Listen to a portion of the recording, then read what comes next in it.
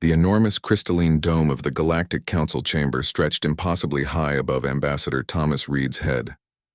Thousands of alien representatives from across the Milky Way filled the ascending rings of seats, their murmurs creating a cacophony of clicking, whistling, and guttural sounds. The 7 Supreme Counselors, each representing the oldest spacefaring civilizations, towered on elevated platforms. Their compound eyes and sensory appendages focused solely on the lone human. Thomas stood perfectly still on the circular platform in the center of the chamber. His simple gray diplomatic uniform looked primitive compared to the elaborate ceremonial attire of the alien representatives. But his posture conveyed neither fear nor awe, only patient attention. "You stand accused of violating Galactic Treaty 17B, announced High Counselor Vexitar, the chamber instantly falling silent. The counselor's voice resonated through translators across the chamber, its 6 limbs gesturing with deliberate precision. "Your species has developed forbidden technologies, concealed military assets, and infiltrated sovereign worlds." A hologram activated behind Thomas, showing Earth's orbital defense grid, hidden shipyards on Mars, and weaponry unlike anything the galaxy had encountered. "These violations," continued the High Counselor, "represent the most significant threat to galactic peace in 3 millennia. Thomas remained calm despite being surrounded by hostile alien civilizations. His eyes scanned the chamber, noting the species present, the mantis-like Krith, the gelatinous Amorph, the crystalline Viridians, all watching with a mixture of fear and hatred. "With respect, Counselor," Thomas finally spoke, his voice clear and unwavering, "perhaps you should review the historical records of how your civilizations treated humanity when we first encountered you."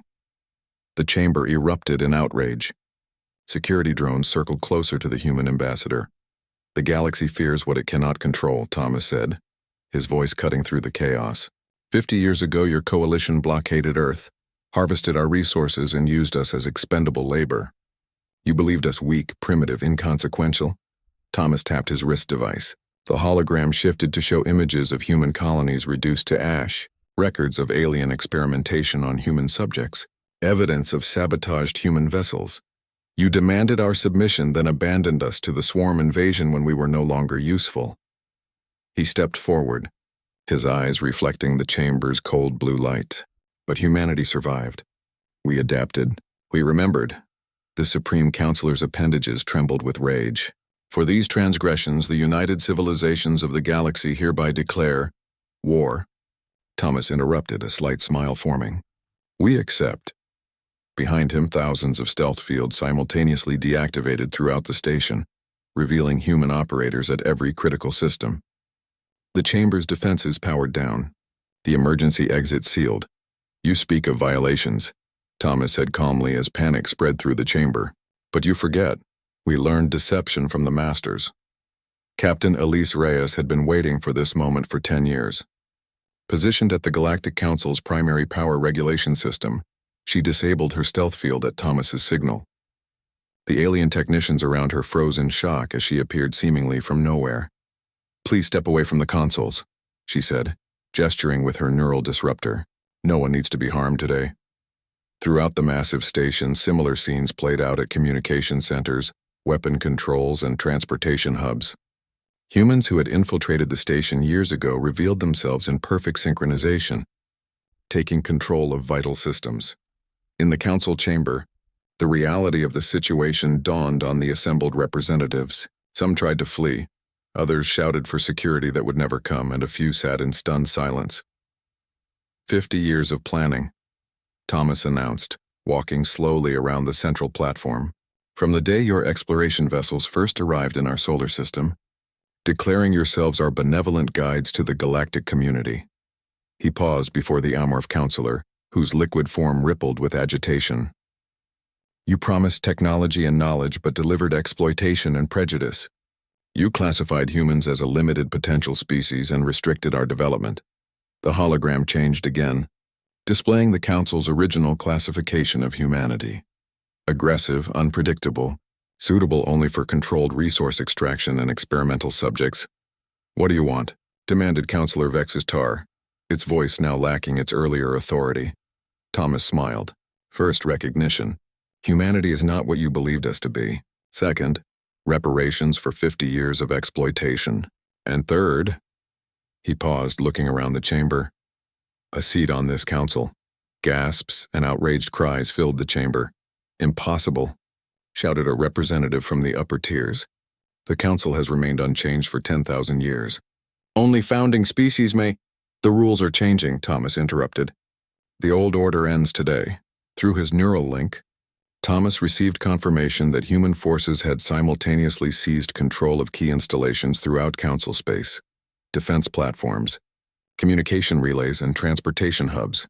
You have two options, Thomas continued, addressing the entire chamber.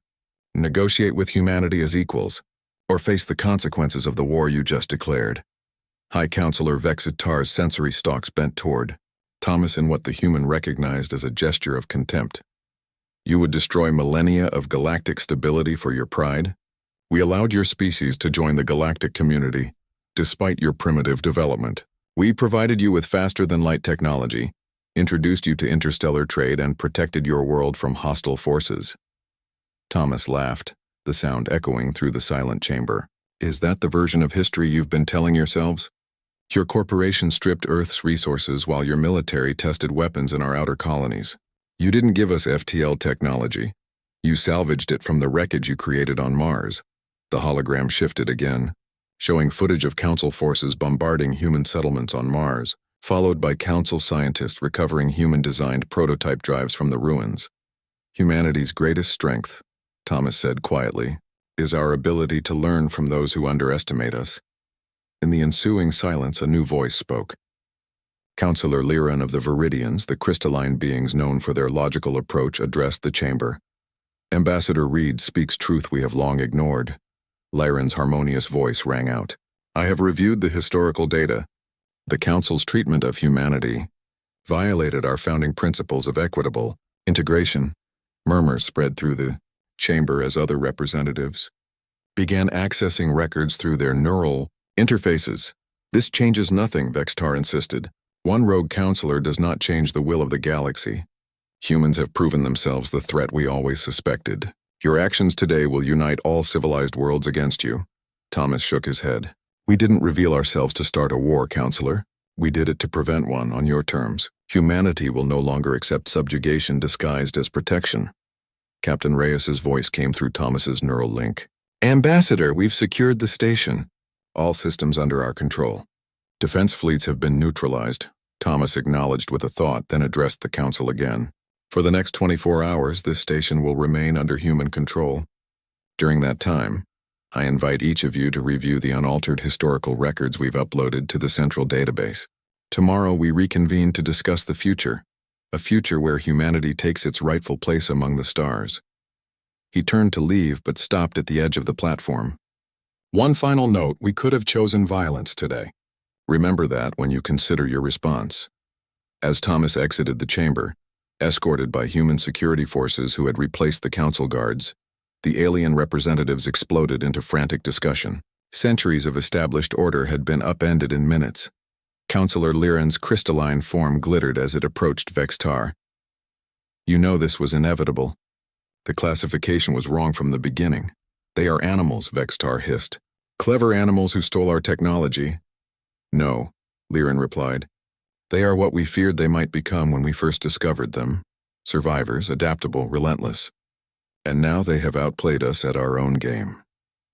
Outside the chamber, Thomas joined Captain Reyes in the control center overlooking the council station's vast docking bay. Human ships had surrounded the station, their advanced designs nothing like the primitive vessels the council believed humans capable of producing. 50 years of hiding our true capabilities, Reyes said, watching alien vessels being secured by human forces. Was it worth it? Thomas looked out at the stars beyond the station, at the galaxy that had tried to keep humanity small. They gave us no choice but to become what they feared most. He smiled as reports came in of human forces securing objectives throughout Council space. And yes, Captain, it was worth it. Today, humanity reclaims its future. Admiral Elena Varga stood on the bridge of the UES Retribution, Earth's flagship, watching as her fleet emerged from quantum tunnels throughout the Orion Arm. Massive warships materialized near critical Council installations. their sleek obsidian hulls absorbing sensor scans rather than reflecting them. The galactic forces had expected a desperate human resistance, not a coordinated assault on 17 strategic systems simultaneously. "Status report," Elena commanded, her voice calm despite the enormity of the operation unfolding before her. "All battle groups report successful emergence," replied her executive officer, Commander Raj Patel.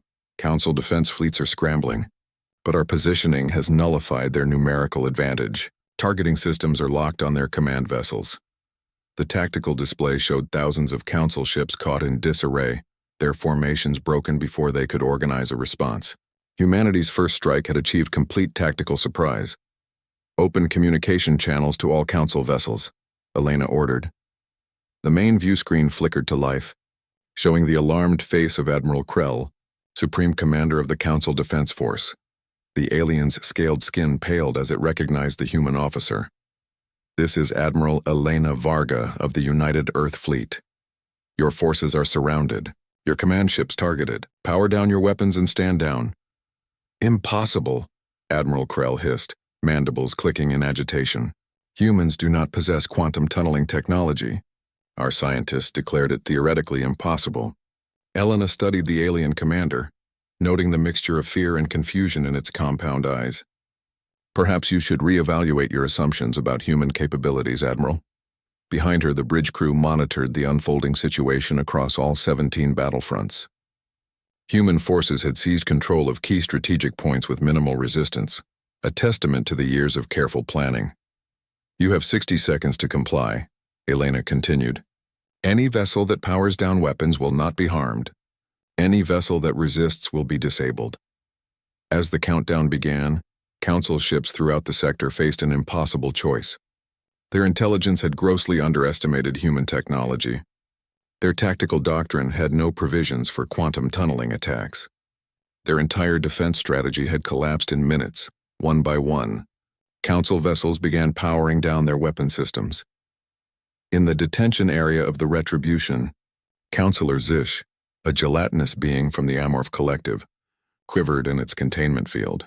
Once a leading voice for aggressive action against humanity, the Counselor now found itself a prisoner, watching through a viewport as the mighty Council fleet surrendered.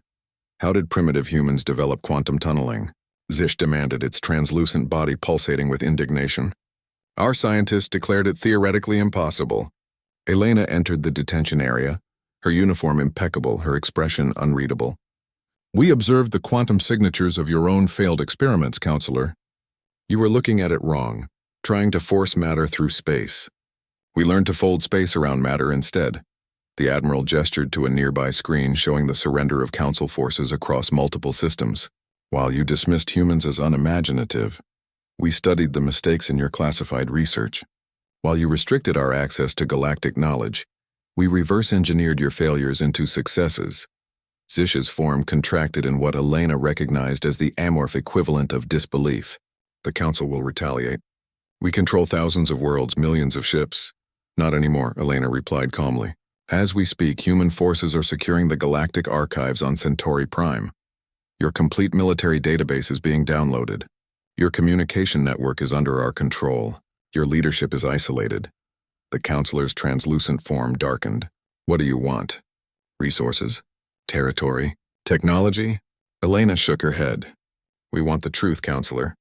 The truth about why the Council feared humanity from our first contact. The truth about the precursor artifacts found on Earth before your arrival. The truth about the experiments conducted on human subjects." Zish recoiled. "Those records were purged. No evidence exists." "That's where you're wrong," Elena said with a slight smile. "Humans excel at preserving what others try to destroy. Meanwhile, Commander Marcus Jackson led a ground force to secure the galactic archives on Centauri Prime, the repository of the Council's collective knowledge spanning 20,000 years. His team faced the elite Draconian Guards, reptilian warriors bred for combat and loyalty to the Council. "Perimeter secured," reported Lieutenant Diaz, her battle armor still smoking from energy weapon impacts. "Draconian forces are retreating to the inner chambers." Marcus nodded, surveying the grand entrance to the archives. A massive structure of impossibly thin metal spires and quantum-locked data crystals. "Remember the objective.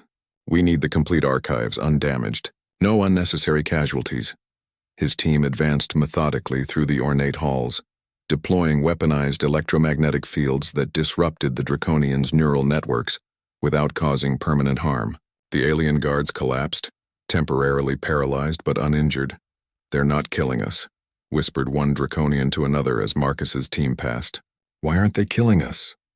The answer became clear as human scientists began downloading the complete archive. Humanity wasn't seeking annihilation, but truth. The humans' unexpected mercy confused their enemies more than cruelty ever could.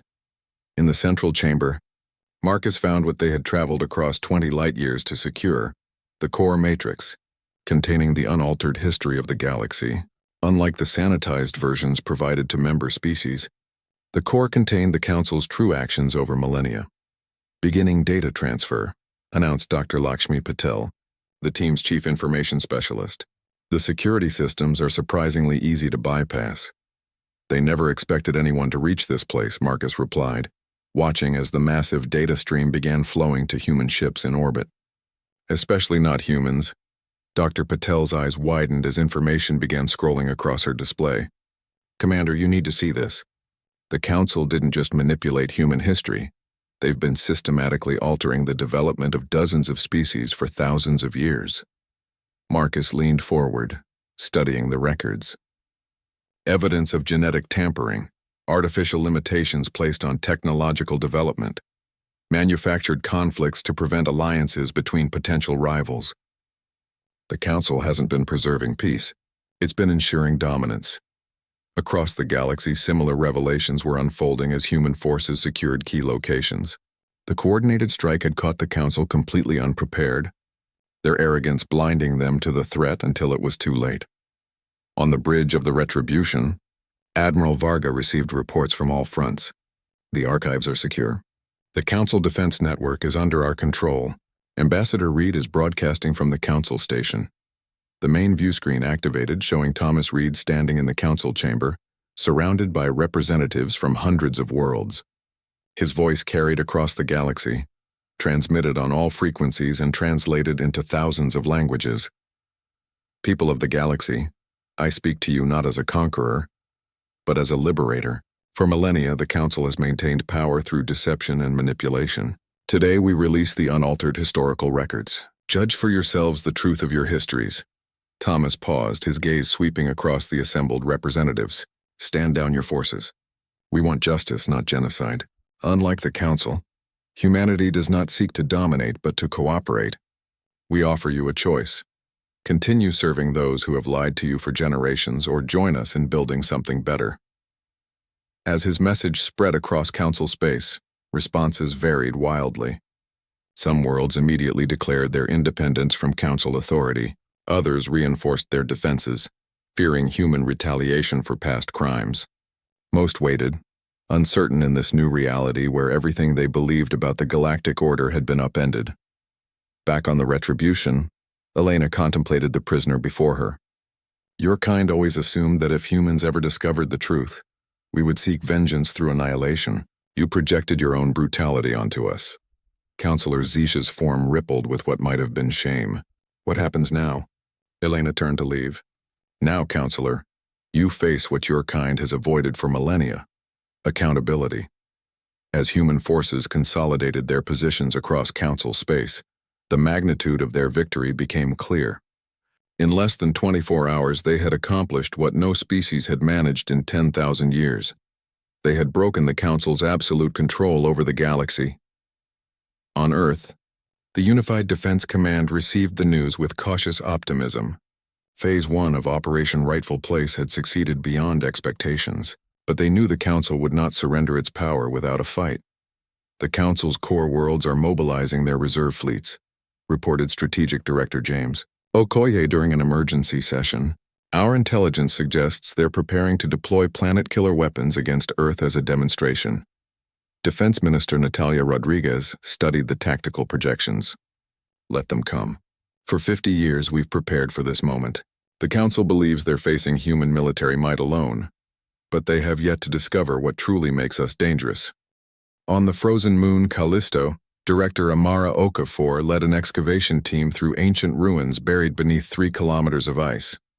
Their breath formed clouds in the frigid air despite their environmental suits. The dim blue emergency lights cast long shadows across walls, covered in symbols no human had seen for 50 years since the Council had forcibly halted all excavation and declared the moon off-limits to humanity. Power. Readings are increasing, reported Dr. Victor Nazari, his eyes fixed on the scanner in his gloved hands. Whatever's down there is still active after all this time. Amara nodded, her dark eyes reflecting determination. The Council didn't just stop our research here, they tried to destroy the site completely. There must be something they feared humans would discover. The team advanced through a massive chamber where the ice had been deliberately melted away. Council warning markers in a dozen languages covered sealed doorways, all with the same message: contamination zone, entry forbidden. They weren't trying to protect us, Amara said, examining the seals. They were protecting themselves from what we might become. With precision plasma cutters, the team breached the final barrier. Beyond it lay humanity's greatest advantage, a chamber containing a pulsing crystalline structure that filled the room with soft golden light. This was Gaia, the ancient artificial intelligence created by a long-extinct species called the Precursors. Our ancestors found fragments of Gaia during Earth's early space exploration, Amara explained to her team as they set up their equipment. The Council races recognized it and tried to destroy all traces, fearing what would happen if humans controlled precursor technology. Victor approached the central crystal cautiously. Why would they fear this particular technology in human hands? Amara activated her neural interface, a thin circlet around her forehead glowing with soft blue light. Because humans with our unique neural patterns can interface with Gaia in ways other species cannot. The Council discovered this during their first examinations of human test subjects. The crystalline structure pulsed more rapidly as Amara moved closer, responding to her presence. The team worked quickly, connecting their advanced quantum computers to the ancient system, bridging technologies separated by millions of years of development. Initiating neural handshake, Amara announced, placing her palm against the crystal surface. Light flowed up her arm, patterns of energy spreading across her skin and into her neural interface. Her eyes widened as information flooded her consciousness. Not just data, but understanding beyond anything humans had achieved alone. When she spoke again, her voice had changed, carrying harmonics that seemed to resonate with the crystal itself. The Council lied about everything. About the precursors, about humanity's origin, about their own history. The crystal pulsed, projecting holographic images throughout the chamber, star maps, technical schematics, historical records spanning millions of years. The precursors didn't go extinct, Amara said, her eyes tracking information only she could see. They ascended to a higher plane of existence. But before they left, they seeded worlds throughout the galaxy with compatible life, including Earth. Victor stared at the projections in awe. We're descendants of the precursors. Not descendants, Amara corrected. Successors, deliberately designed to eventually rediscover and continue their work. The Council species were also part of the precursor experiment, but they took a different path. When they found precursor technology, they didn't seek to understand it, they weaponized it. As Gaia revealed the Council's darkest secret, they'd been harvesting precursor technology for millennia while systematically eliminating any species that might challenge their dominance. Amara understood why humans had been so aggressively suppressed. Our neural architecture makes us ideal interfaces for precursor systems, she explained as the team recorded everything Gaia shared. The Council feared we would awaken something they couldn't control. Something like Gaia, Victor said, understanding dawning on his face. Amara smiled. Exactly like Gaia. Across the solar system, Admiral Jonathan Martinez received Amara's preliminary report aboard the defense platform Aegis. The massive orbital fortress, hidden beneath stealth fields until the human revelation at the Council chamber, now stood revealed as Earth's primary defense. Director Okafor's team has successfully interfaced with Gaia, he informed the gathered military leadership. The implications are significant. The Admiral activated a holographic display showing the galactic map. Red indicators marked Council forces regrouping throughout the Orion Arm. The Council is mobilizing everything they have. He continued. Intelligence suggests they're led by the Vrexian Empire, the most militaristic faction. Their massive armada is approaching the Sol system with planet-killing weapons. Defense Minister Rodriguez studied the tactical display with a frown. They still think this is about military might. They haven't realized what humanity truly wants, or what we're capable of, added General Wei, his weathered face grim. With Gaia's assistance, we can implement Protocol Aegis. The room fell silent. Protocol Aegis had been theoretical until now. A defensive system that could neutralize any weapon by altering the fundamental forces within a targeted area of space. With Gaia's processing power and precursor knowledge, it had become possible. The Vrexians will be here in 36 hours, Admiral Martinez said. Their first target will be Earth, a demonstration to force our surrender. Minister Rodriguez nodded slowly. Implement the protocol, but remember our objective. We're not fighting to destroy the Council, but to force acknowledgement of our rightful place in the galaxy, and to make them face the consequences of their actions, added General Wei. 50 years of exploitation deserves a response. As the defense forces prepared, Ambassador Thomas Reed addressed the human population from the reclaimed Council station. His message was broadcast to every human settlement across Earth and the colonies.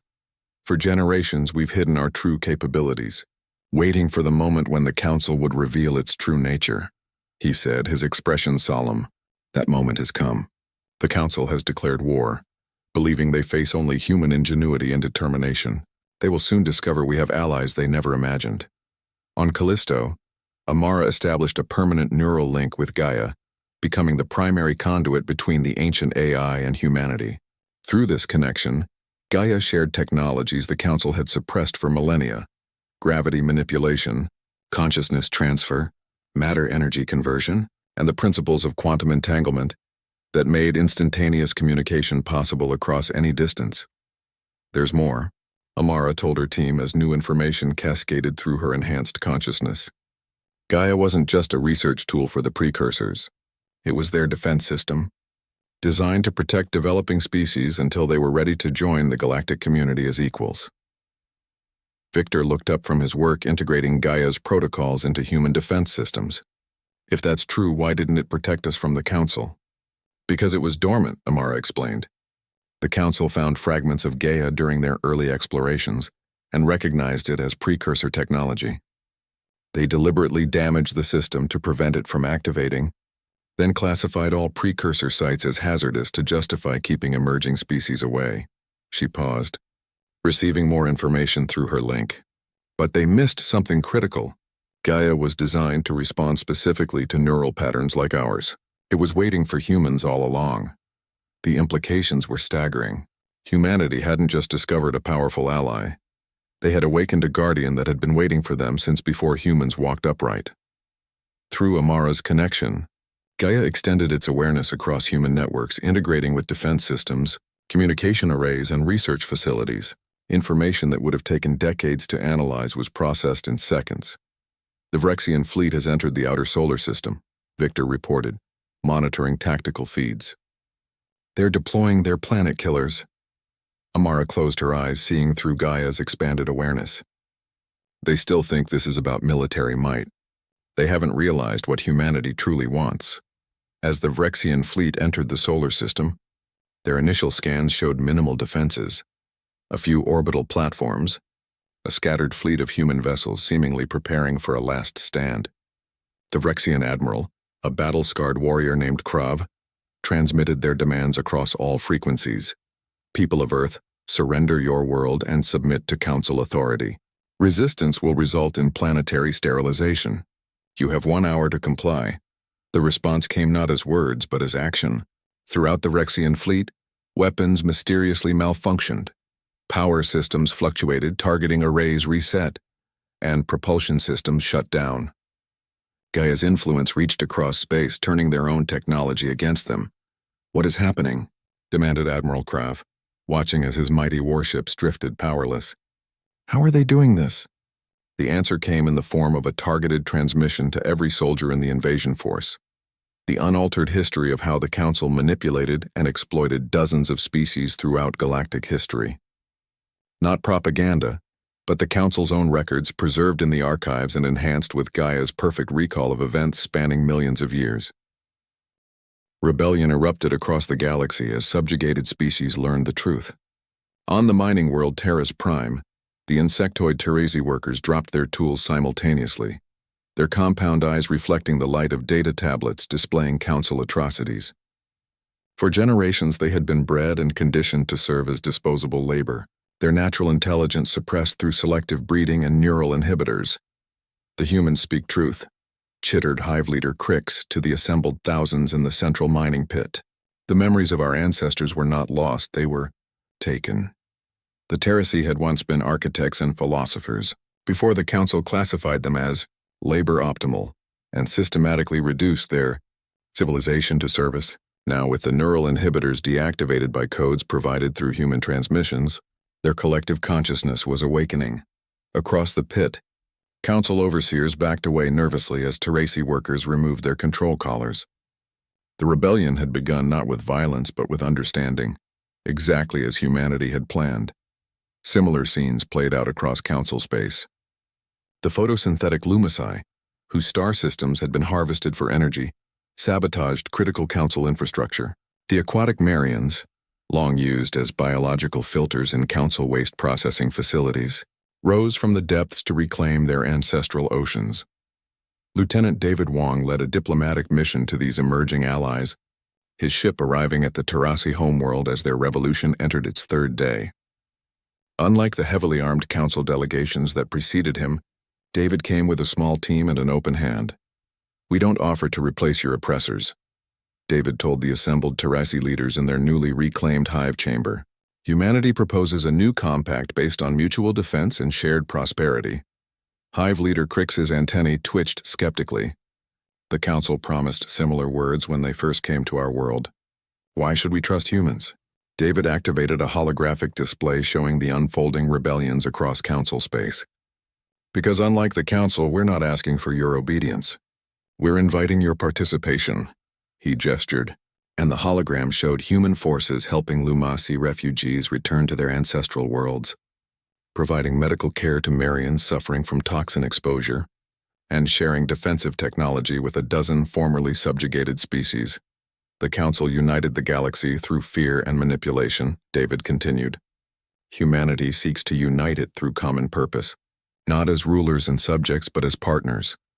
Crix conferred briefly with the other hive leaders, their rapid-fire clicking language impossible for human translators to follow. Finally, he turned back to David. "The Terasi accept your proposal, Human Wong. Not because we trust your species, trust must be earned, but because you have given us choice. That alone distinguishes you from the Council." Similar alliances formed across the galaxy as humanity extended diplomatic recognition to newly liberated worlds. The Council's careful balance of power, maintained through millennia of deception and controlled conflict, collapsed in days. On the Council homeworlds, internal conflicts intensified as younger generations questioned the millennia of deception. The most dramatic transformation occurred on Dracos, ancestral home of the reptilian warriors who had served as the Council's military elite for thousands of years.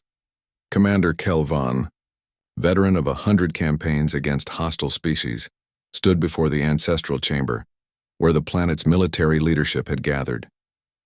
His scales, once bright with the colors of loyal service, had been deliberately dulled, a traditional sign of mourning.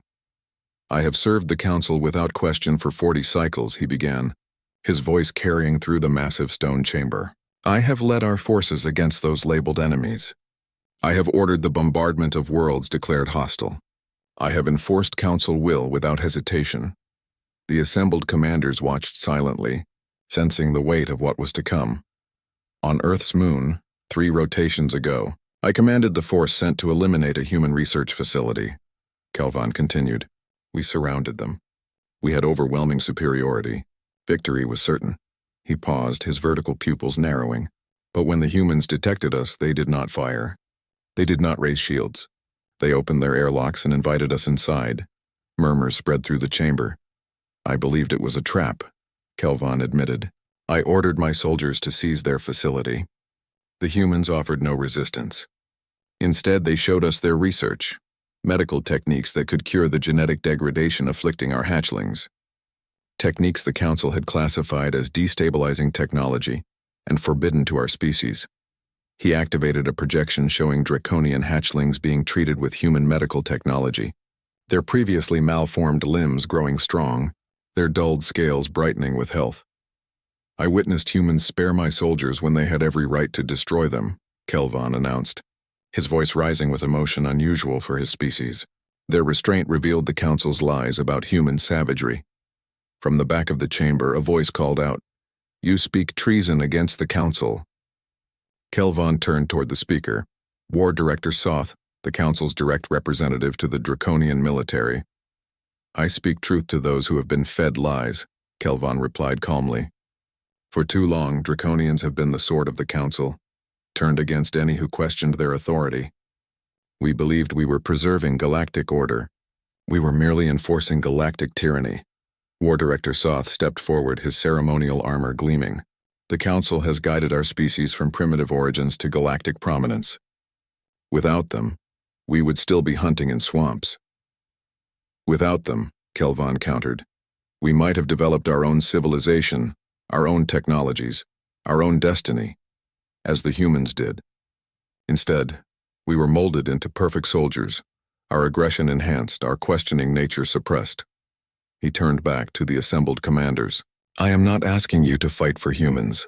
I am asking you to finally, after thousands of years, fight for yourselves." Throughout the chamber, commanders began removing their council insignias, the symbol of authority they had worn without question for generations. War Director Soth watched in horror as the elite of the draconian military declared their independence from council control. Kelvon's declaration of independence was broadcast across the galaxy, inspiring similar defections throughout the Council's military forces. The message reached billions. Their restraint revealed the Council's lies about human savagery. On the Council's central world exemplar, the High Council gathered in emergency session. The massive chamber, designed to showcase the Council's power and permanence, now seemed a relic of a rapidly fading era. 27 member worlds have declared independence, reported a haggard information minister. 42 more have demanded reform. The draconian defense forces have withdrawn protection from our core systems. The Amorph Collective has frozen all resource shipments. High Counselor Vextar, once the embodiment of unquestioned authority, now faced the collapse of everything it had built over centuries of service to the Council's agenda. "What of the solar extinguisher?" it demanded. "Has it reached the human system?" A military advisor stepped forward reluctantly. "It has entered Sol system, but we've lost communication with the control team. We're not certain it will function as intended." "It must function." Vextar slammed its appendages against the ancient table, cracking its polished surface. "If we cannot control the galaxy, we can at least eliminate the species that has undone our work." Counselor Lyran of the Viridians, who had been silent during the exchange, finally spoke. "Even if the weapon succeeds, it changes nothing. The information is released. The alliances are forming. The Council as we have known it is finished." "Nothing is finished until I declare it so," Vexitar hissed. "We have ruled this galaxy for 10,000 years. We will not be undone by creatures who only discovered space travel in the last century. That is precisely why they have succeeded where others failed," Lyran observed. "They are not bound by our assumptions. They do not play by rules designed to ensure their failure." The Council chamber shook suddenly as explosions echoed from the planet's defense perimeter. The information minister checked his displays with widening eyes. "Multiple ships have breached our defensive screen," he reported. They're not firing on our installations. They're broadcasting data directly to the population centers. On the streets of Exemplar, civilians of a dozen species watched in stunned silence as the true history of the Council played on every available screen. Records of genetic manipulation, orchestrated conflicts, suppressed technologies, and systematic exploitation spanning thousands of years. The humans aren't invading, Lyran realized. They're liberating, not through force but through truth. Vextar rose from the council table, its appendages trembling with rage rather than authority now. "Activate the planetary defense grid. Shoot down those ships. Implement communication blackout. We can still contain this," but the minister shook his head. The defense grid operators are refusing orders. They're watching the broadcasts. The High Counselor's composure finally shattered. Don't they understand? Without the Council, the galaxy. The solar extinguisher approached Earth, its massive form eclipsing the moon as it maneuvered into position. Unlike conventional weapons, this device operated by manipulating the fundamental forces binding matter together. Technology the Council had reverse-engineered from precursor artifacts, but never fully understood. In orbit around Earth, human defense platforms maintained their positions, making no attempt to intercept or destroy the incoming threat. This apparent passivity confused the Council observers monitoring from their remaining secure facilities. Why aren't they responding? Demanded Counselor Vextar, watching the tactical display in the emergency bunker beneath Exemplar's council chamber. Their defenses are simply waiting. The few military advisors still loyal to the High Council had no answers. Human behavior had defied their predictions at every turn of this conflict. On Earth, in the newly revealed Unified Defense Command beneath the Antarctic ice sheet, Director Amara Okafor sat within a crystalline chamber, her neural interface connecting her directly to Gaia. Golden light pulsed through the circuitry embedded in her skin as information flowed between human and AI at speeds no conventional computer could match. The extinguisher has reached its deployment coordinates, reported Admiral Martinez, his voice barely penetrating Amara's enhanced consciousness. Activation sequence detected. Amara nodded almost imperceptibly, her focus primarily on the complex calculations Gaia was performing through her. Countermeasures ready. All operators in position. Throughout Earth's defense grid, thousands of human operators with neural interfaces similar to Amara's but less extensive waited for her signal. Each controlled a node in the planetary defense system, their minds linked in a vast network coordinated by Gaia's incomprehensible processing power. The Council weapon is based on corrupted precursor technology, Amara explained, her voice carrying harmonics that echoed Gaia's ancient wisdom. They discovered the principles for manipulating fundamental forces but applied them destructively rather than constructively. On screens throughout the command center, the solar extinguisher began to glow with unnatural energy, its central core brightening as it prepared to induce stellar collapse in Earth's sun. Activation in 60 seconds, announced a monitoring technician, tension evident in his voice despite years of training for this moment. Amara opened her eyes, golden light spilling from them as Gaia's consciousness partially merged with her own, initiating protocol ascension. Throughout Earth's defense grid, the human operators activated their systems simultaneously. Not weapons, as the Council might have expected, but generators creating a field of altered space-time that enveloped the entire planet. As the Council's solar extinguisher reached full power and directed its energy toward Earth's sun, the altered space-time field intercepted and redirected the force. The weapon, designed to induce stellar collapse, found its effects contained and redirected by a technology it was never designed to counter. On Exemplar, Vextar watched in disbelief as monitoring systems showed the extinguisher's energy output reaching maximum. Yet Earth's sun remained stable. Impossible, the High Counselor whispered. All pretense of confidence finally shattered. That weapon could destroy any star in the galaxy. The display changed, showing new energy readings from the Sol system. The extinguisher's power hadn't dissipated. It had been captured and controlled. As they watched, the massive energy release imploded upon itself, creating a miniature, controlled black hole that humans immediately harnessed as a power source. "What have they done?" asked one of the remaining advisors, his voice hushed with awe and fear. "They've shown us what the precursors intended their technology to be used for," replied a new voice. Vexatar turned to find Counselor Liran entering the bunker, accompanied not by Council security but by human diplomatic personnel and representatives from formerly subjugated species. "The bunker has been compromised," Vextar hissed, backing away from the intruders. "The entire Council has been compromised," Liran corrected calmly. "For millennia, we've used stolen technology to maintain control rather than to elevate all species as the precursors intended.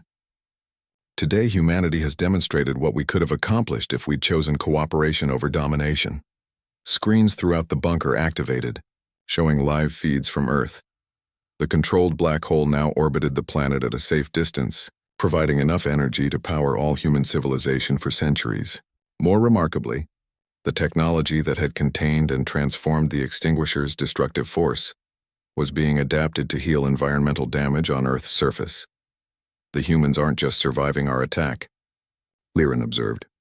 They're using it to thrive. Vextar's appendages trembled, not with rage now, but with the first stirrings of something the ancient counselor had never experienced: doubt. What happens now? Now, said Thomas Reed, stepping forward from among the diplomatic delegation, you face justice.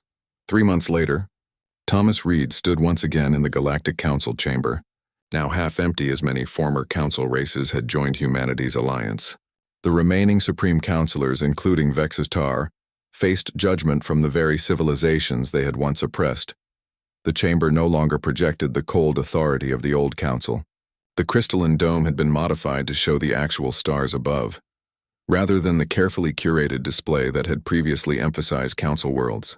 Representatives from dozens of formerly subjugated species filled seats that had once been reserved for only the most favored races. 50 years ago, you could have welcomed humanity as equals, Thomas addressed the former counselors. Instead, you chose exploitation. You taught us deception, sabotage, and patience. You shaped us into your perfect nemesis.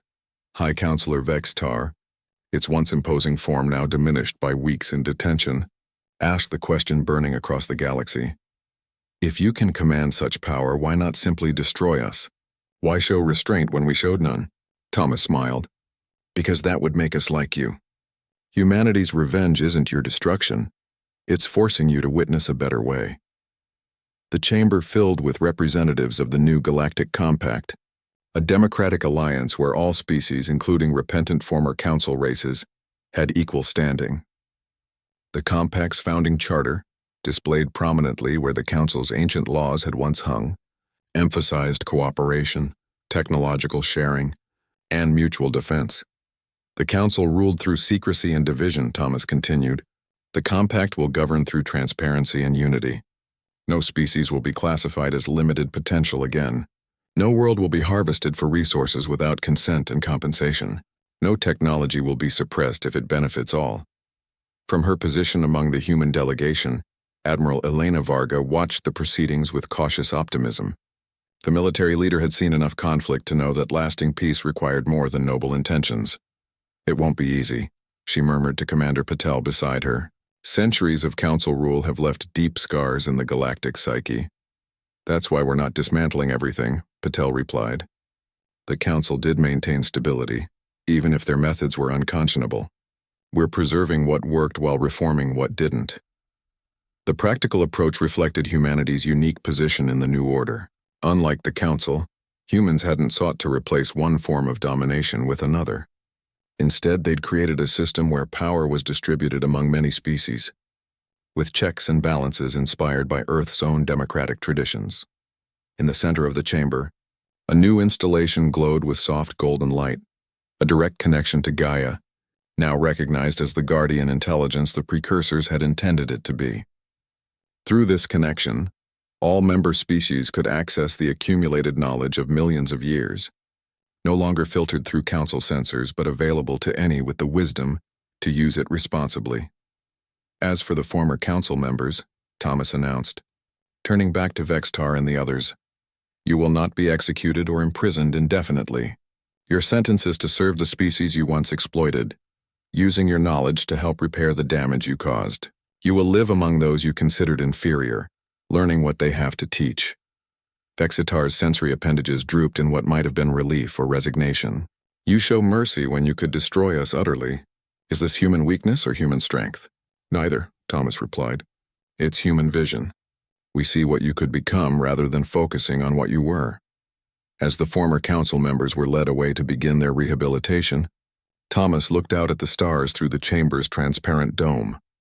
Humanity's darkest hour had become its finest, not through superior firepower, but through the uniquely human capacity to turn enemies into allies and transform vengeance into vision. One standard year after the formation of the Galactic Compact, humanity celebrated not victory but renewal. Earth had been transformed by the application of precursor technology, its environment healing, its cities expanding skyward and beneath the seas. Human colonies, once hidden from council oversight, now served as cultural and technological exchange centers where species from across the galaxy could learn from each other.